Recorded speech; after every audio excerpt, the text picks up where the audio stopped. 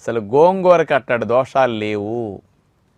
మీరు చర్మ వ్యాధులున్నా, కీళ్ళ నొప్పులున్నా, ఆస్తమా ఉన్నా, మీకు అలర్జీలున్నా ఇవన్నీ రాకుండా మీరు గోంగూర తినొచ్చండి. గోంగూర చాలా మంచిది. అందుకని ఆకుకూరలు ఏది వండుకుంటున్నా మీరు నిత్యం ఆకుకూరల్లో కాంబినేషన్ గోంగూర వేస్తుండండి. గోంగూరలో ఉండే న్యాచురల్ పులుపు ఉప్పు లేని లోటు లేకుండా ఆకుకూరలు ఈజీగా తినేటట్టు చేస్తాయి.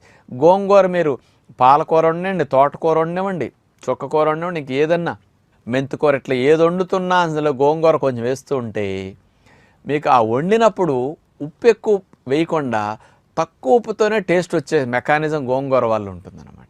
ఆ పులుపుకుండే టెక్నిక్ అదనమాట. మన నాలుగుకి ఉప్పు ఎక్కువ లేకపోయినా తినగలిగేటట్టు ఈజీ అనిపిస్తాయి అన్నమాట ఇది. అందుకని రెగ్యులర్గా గోంగూర నేను వండుకు తినమంటాను సహజంగా. ఈ గోంగూర